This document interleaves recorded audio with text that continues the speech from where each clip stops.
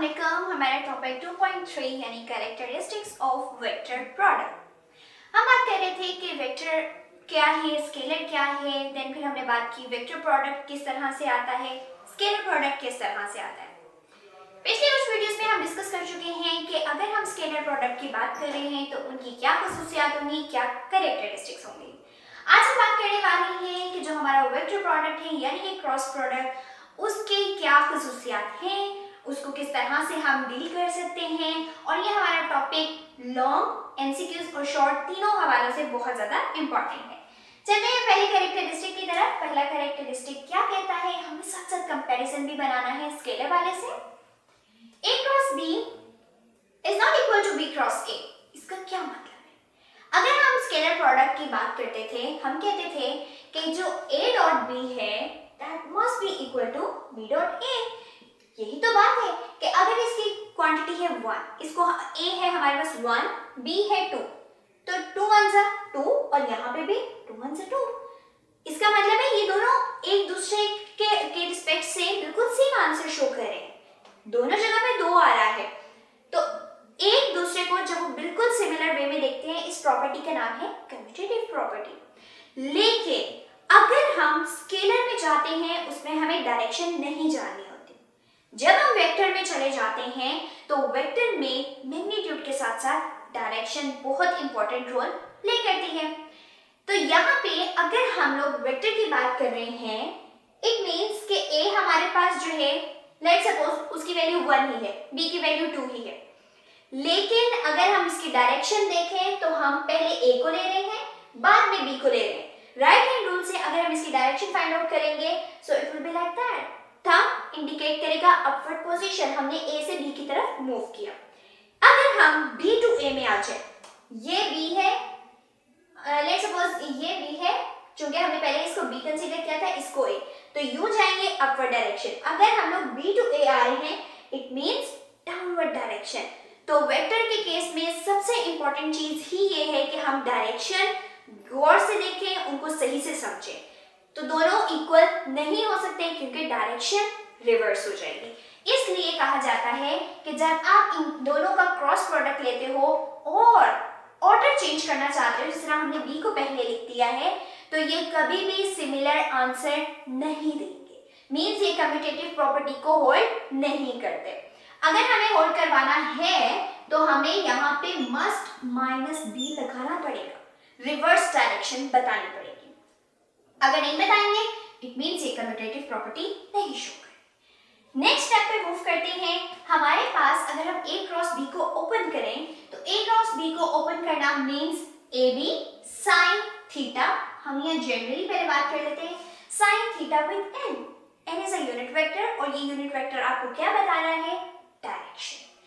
अब अगर हमारे पास दो वेक्टर्स परपेंडिकुलर हैं यानी 90 डिग्री का एंगल बना रहे हैं, सो sin 90 मैक्सिमम आंसर देता है, दैट इज 1। तो 1 के साथ कोई भी चीज मल्टीप्लाई करो, क्या आएगा? एज इट इज वो वाली चीज आ जाएगी। अगर हम यूनिट वेक्टर्स में ही इसको ले जाते हैं, तो यूनिट वेक्टर क्या है? ijk। हमने स्टडी किया था कि ijk के लिए एंटी क्लॉकवाइज अगर हम मूव करते हैं इस तरह से, जिसमें i, j and k, anti clockwise move करेंगे, आंसर पॉजिटिव आते जाएंगे। और क्रॉस प्रोडक्ट में ये खास चीज अहमियत रखती है कि आपने जिन दो का क्रॉस प्रोडक्ट लिया है, उसका आंसर थर्ड वाली चीज होगी। इट मींस अगर i और j का क्रॉस प्रोडक्ट है, जो रिमेनिंग है वो क्या है? k। फिर हमने एंटी क्लॉकवाइज ही रहना है, j से k में आए, तो इसका आंसर क्या हो जाएगा? i। अगर हम k से i की तरफ आ रहे हैं, आंसर क्या हो जाएगा? j। लेकिन अगर आप इसकी डायरेक्शन रिवर्स करोगे, जिस तरह के आप कह देते हो हम क्लॉकवाइज रोटेट करें, तो इसमें क्या हो जाएगा? अगर हम लोग इस तरह से देखें, तो इस टाइम पे हम लोग उल्टी चल रहे हैं। उल्टा जब भी चलेंगे तो हमारे पास लेट्स सपोज अब हम k से j की तरफ जा रहे हैं, तो k से j की तरफ जाने का क्या मतलब है कि हम लोगों ने रिवर्स डायरेक्शन कर दी। अब आंसर आए तो आएगा, लेकिन विद नेगेटिव साइन। तो अगर हम लोग यहाँ पे k टू j की तरफ जा रहे हैं, आपकी डायरेक्शन रिवर्स हो जाएगी। ये हमारे था सेकंड पॉइंट।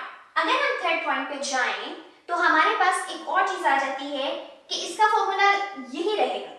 अब हम डिफरेंट एंगल्स की बात करें, पहले 90 डिग्री को देखा, अब हम 0 डिग्री या 180 डिग्री को शो करने वाले हैं, यानी कि दोनों वेक्टर या एक दूसरे के पैरेलल हैं या एंटी पैरेलल हैं।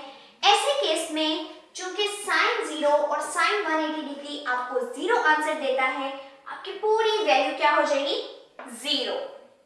अगर इसी की बात हम यूनिट वेक्टर में करें तो पैरेलल मींस कि आप एक ही एक्सिस में हो।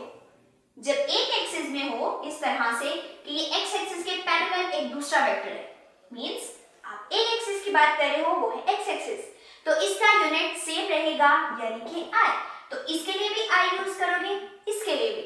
उस केस में एंगल 0 होने का मतलब है कि आपके यूनिट वेक्टर भी इस केस में 0 आंसर शो करेंगे। तो ये थे हमारे 3 main characteristic of vector product. सबसे पहला है कि अगर हम रेक्टेंगुलर कंपोनेंट्स को कंसीडर कर रहे हैं, रेक्टेंगुलर कंपोनेंट यानी कि एक्स प्लेन में भी कुछ ना कुछ हिस्सा है वेक्टर का, वाई में भी है और जी एक्सिस में भी है, तो इस तरह हमारे पास क्या बन जाती है? Rectangular components. अगर हमारे वेक्टर तीनों एक्सिस में अपना कुछ ना कुछ हिस्सा शो कर रहे हैं, हमें दिखा रहे हैं, तो हम उनको कैसे सॉल्व कर सकते हैं? बहुत इजी है। किस तरह से? अब आपके पास ए के अकॉर्डिंग जितने भी उसके अगर आपके 2 एक्सिस में लाई कर रहे हैं या 3 में कर रहे हैं, रेक्टेंगुलर कंपोनेंट्स लिख देंगे। तो सबसे पहले हमने ए के लिए लिखा यानी ए एक्स आई एक्स एक्सिस के लिए, वाई एक्सिस के लिए एंड जी एक्सिस के लिए। क्रॉस का साइन एज इट इज आ गया और बी के भी हमने मेंशन कर दिए। बात आती है इनको सॉल्व कैसे करना है। इनको बहुत इजीली सॉल्व किया जा सकता है। किस तरह से? वो मेथड हम चेक करते हैं। आपने लेना है डिटर्मिनेंट। डिटर्मिनेंट में इस तरह से 2 लाइंस लगेंगी i j k। आपने तीनों वेक्टर्स यूनिट वेक्टर यहाँ पे मेंशन कर दिए। i के नीचे आपने सबसे पहले वेक्टर यानी a के x कंपोनेंट को लिखना है, क्योंकि i x को रिप्रेजेंट कर रहा है, x एक्सिस को। ax इसी तरह से bx सेकंड के लिए, j है तो ay by, यहाँ पे az bz। तो ये हमारा डिटर्मिनेंट हमें बताएगा कि हमारे रेक्टेंगुलर कंपोनेंट्स का आंसर क्या होने वाला है। सबसे पहले हमने i को कंसीडर करना है। जिस चीज को आप कंसीडर कर रहे हो, जिस यूनिट वेक्टर को, आपने उस लाइन को स्किप कर देना है। अब आप आ जाओ इतने पोर्शन पे, क्योंकि हमें इसी को सॉल्व करना है। जब आप क्रॉस प्रोडक्ट लोगे यानी इसकी इसके साथ और इसकी इसके साथ, तो क्या बनेगा? ay bz। तो पहली हमारी हो चुकी वैल्यू। सेकंड जब आपने लिखनी होती है, यहाँ पे हमारे पास डिटर्मिनेंट की वजह से ही माइनस साइन आ जाता है।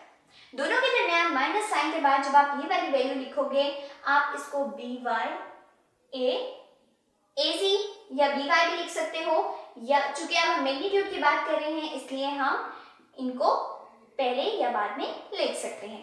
तो ये आपका बन जाएगा i का आंसर। अगर आप यहाँ पे गौर करें तो हमारे पास जो i यूनिट वेक्टर है वो हमें सेम आंसर प्रोवाइड कर रहा है।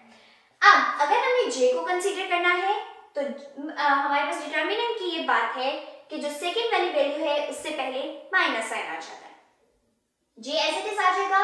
अब j वाली लाइन को कंसीडर नहीं करना, बल्कि ये 2 लाइंस कंसीडर होंगी, और इसी तरह से अब इसका इसके साथ क्रॉस प्रोडक्ट एंड इसका इसके साथ।